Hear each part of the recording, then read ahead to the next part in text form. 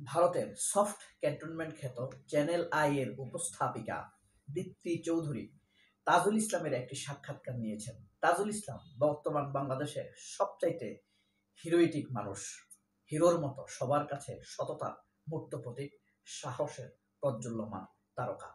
এই দীপ্তি চৌধুরীর কাছে সবসময় স্টেটকাট প্রশ্নের উত্তর দেওয়ার জন্য চ্যানেল আইতে হাজির হয় সবাই। এবার দীপ্তি চৌধুরী হাজির হয়েছেন তাজের কাছে। তাজ মানে আলো, দীপ্তি মানেও আলো, আলোর কাছে আলো, তাজের আলোয় দীপ্ত নাচে। এমনটাই ঘটেছে ঘটনা। এখানে দীপ্তি চৌধুরী তাজুল ইসলামকে প্রশ্ন করেছেন আন্তর্জাতিক আদালতের বিচার কেমন, এটার ভিত্তি কি, এটা নিয়ে প্রশ্ন উঠবে না তার প্রমাণ কি, এবং আওয়ামী লীগ কি নির্বাচনে অংশগ্রহণ করতে পারবে কিনা, এই জাতীয় অনেকগুলো প্রশ্ন করেছেন। ঠিক নবনীতা চৌধুরী বলেন, খালেদ মহিউদ্দিন বলেন, এদের সবার একটি কমন এজেন্ডা থাকে, আওয়ামী লীগ নির্বাচনে আসতে পারবে কিনা। আসুন তার কিঞ্চিত অংশ দেখি, তারপর আমরা বিস্তারিত পরবর্তী আলোচনা করব। অনেকে আবার বলছেন যে আওয়ামী লীগ রিফাইন করে এসে হয়তো নির্বাচনে অংশগ্রহণ করতে পারবেন, কিন্তু যাদের বিরুদ্ধে অভিযোগ আছে তারা পারবেন না। আপনি আসলে কি মনে করেন যে এই নির্বাচনে আওয়ামী লীগের অংশগ্রহণ করার মতো অবস্থান কি থাকবে? এই নির্বাচন, যে নির্বাচনে জাতীয় পার্টি এবং আওয়ামী লীগ অংশ নিতে পারবে না, সেই নির্বাচন গ্রহণযোগ্য হবে না তো অনেক আগে বলেছেনই।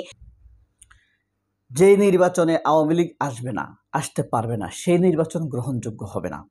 এই প্রশ্ন যেমন খালেদ মহিউদ্দিন করছে, দীপ্তি চৌধুরী করছে, বারবনিতা নবনীতা চৌধুরী করছে, আওয়ামী লীগপন্থী সবাই করছে, একটি চেইন কোশ্চেন। আচ্ছা, 2014 সালে যখন বিএনপি নির্বাচনে আসেনি বা বিএনপিকে বাইরে রাখা হয়েছে, তখন এইসব আওয়ামী ভারতপন্থী দালালেরা বা আওয়ামী লীগের মুখোশধারী, সাংবাদিকতার মুখোশধারী আওয়ামী কর্মীরা, খালেদ মহিউদ্দিনেরা তখন কি প্রশ্ন করেছিল যে বিএনপিকে না আনলে নির্বাচন প্রশ্নবিদ্ধ হবে কিনা, বা নির্বাচন জায়েজ হবে কিনা, গ্রহণযোগ্যতা পাবে কিনা, ইনক্লুসিভ হবে কিনা?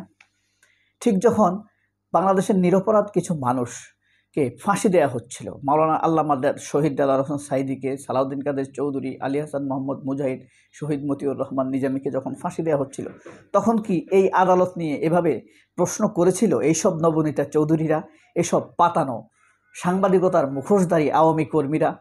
তখন এই প্রশ্ন করেনি।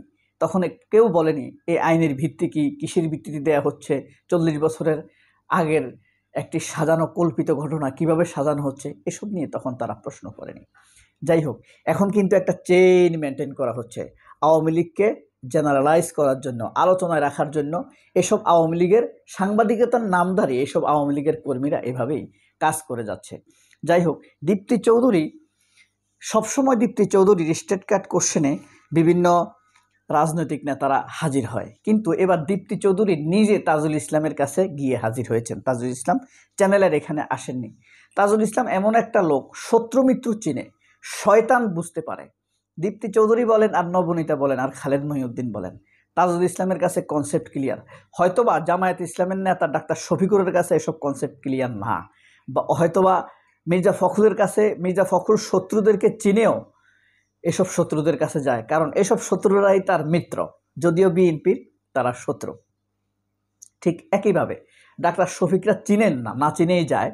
গোলাম পারওয়াররা হয়তো চিনে, কিন্তু সাংগঠনিক কাজে যেতে হয়। কিন্তু তাজুল ইসলাম শত্রু মিত্র চিনতে পারে।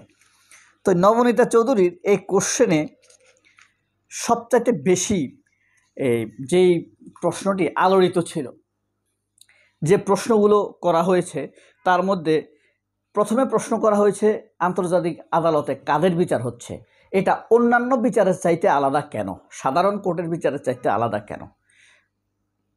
আসলে তাজুল ইসলাম তখন স্পষ্ট করে বলেছেন যে যেই হত্যাকাণ্ডের জন্য রাষ্ট্রপক্ষের থেকে নির্দেশনা থাকে, আম জনতাকে হত্যা করার জন্য নির্দেশনা থাকে, অস্ত্রধারীরা অস্ত্রহীনদের উপরে হামলা করে, এই ধরনের বিচার করার জন্য আন্তর্জাতিক আদালত সোজা হিসাব। আর সাধারণ আদালতে দুটি বিবদমান পক্ষ থাকে, সেখানে সরকারের সাধারণত বিচার হয় না।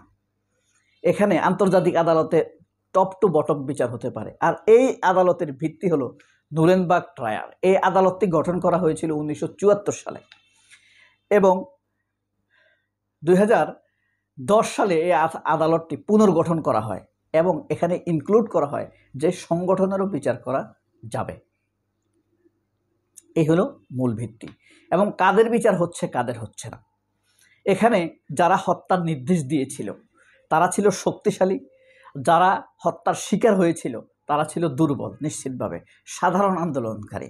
অর্থাৎ সরকারি পক্ষ জনগণকে প্রতিপক্ষ হিসাবে নিয়েছে। এই ধরনের ক্ল্যাশ সংঘর্ষের কারণে যেসব হত্যাকাণ্ড সংঘটিত হয়েছে সেই হত্যাকাণ্ডগুলোরই বিচার হবে এখানে। তাজের আলোয় দীপ্তির আলো, নবনীতার সিন্ডিকেট, এইসব সিন্ডিকেটেরা যত অনুষ্ঠানই করুক এরা আওয়ামী কর্মী, ভারতের দালাল। আপনি যত সাংবাদিক দেখবেন তাদের চেহারাতে আওয়ামী লীগের কর্মী আঁকে নেবেন, তাহলে তার নিরপেক্ষতা যাচাই করা আপনার জন্য সহজ হবে। দরবেশ মহিউদ্দিনের উগ্রতা, এখানেই দরবেশ মহিউদ্দিনের উগ্রতার শাস্তি। সে হইল এদের নেতৃত্বের প্রথম দিকের একজন। প্রথম আলো সম্পাদক মতিউর রহমান, নাইমুল ইসলাম খান, এদেরকে ভুলে গেলে চলবে না। এরা হইল এসব সফট আওয়ামী লীগদের নেতৃত্বে থাকা। এখন তারা যদি একটু উগ্র না হয় তাহলে হবে কিভাবে, তাই না? খালেদ মহিউদ্দিন আমরা শুনেছি তার হাতে প্রায় 80 কোটি টাকার একটি চালান চলে এসেছে। সে এটা সংবাদকে মনোপলি করার ব্যাপারে, প্রচার প্রপাগান্ডাকে চালিয়ে নেওয়ার জন্য সে এটা এখন আওয়ামী লীগের পক্ষে ব্যবহার করবে। এখানে আরও যা বলা হয়েছে, তাজুল ইসলামকে বলেছেন, নবনীতা প্রশ্ন করেছে আগের আন্তর্জাতিক অপরাধ ট্রাইব্যুনাল যদি প্রশ্নবিদ্ধ হয়ে থাকে এখনকারটাও হতে পারে। দেখেন, তখন তাজুল ইসলাম চমৎকার উত্তর দিয়েছে যে আগের আন্তর্জাতিক অপরাধ ট্রাইব্যুনালের সাক্ষীকে গুম করা হয়েছে, শোনা কথা ব্যবহার করা হয়েছে, পত্রিকার রিপোর্টকে ব্যবহার করা হয়েছে, সাক্ষীকে তুলে নেওয়া হয়েছে, এরকম কর্মকাণ্ডের উপরে স্কাইপি কেলেঙ্কারি করা হয়েছে, রায় বেলজিয়াম থেকে লিখে দিত বন্ধুরা, সেই রায় দিয়ে ফাঁসি দেওয়া হতো, এই ধরনের কর্মকাণ্ড ঘটেছে। কিন্তু এখানে সেই ধরনের কোনো কর্মকাণ্ড নেই। আমাদের কাছে সকল রকম এই এভিডেন্স রয়েছে, ভিডিও বার্তা রয়েছে, নির্দেশনা রয়েছে, এগুলোর ফরেনসিক করা হয়েছে, বিবিসি, CNN, আল জাজিরাকে দেওয়া হয়েছে। তারা আবার আরেকটি প্রতিষ্ঠানের মাধ্যমে ফরেনসিক করে নিশ্চিত হয়েছে এই নির্দেশনা শেখ হাসিনার, এই হত্যার নির্দেশগুলো শেখ হাসিনা দিয়েছে। আর প্রশ্ন করা হয়েছে কোন কোন ব্যক্তির বিচার শেষ হয়েছে। তিনি বলেছেন শেখ হাসিনা, কামাল এবং আরেকজন, মোট 3 জনের বিচার শেষ হয়েছে। আরও 7 জন, হাসানুল হক ইনু সহ আরও 7 জনের বিচার প্রায় শেষ হওয়ার পথে, তবে ধীরে ধীরে আরও অনেকের হবে। দীপ্তি চৌধুরী এখানে এসেই প্রশ্ন করেন আওয়ামী লীগ কি নির্বাচনে অংশগ্রহণ করতে পারবে কি না এই বিদ্যমান বিচারের অধীনে। তখন তিনি বলেন সংগঠন হিসাবে আওয়ামী লীগের ব্যাপারে হিটলার যেভাবে মানুষকে হত্যা করেছে আওয়ামী লীগ সেভাবে ছাত্রলীগ, যুবলীগ এদেরকে ব্যবহার করেছে, পুলিশ বাহিনীকে ব্যবহার করেছে।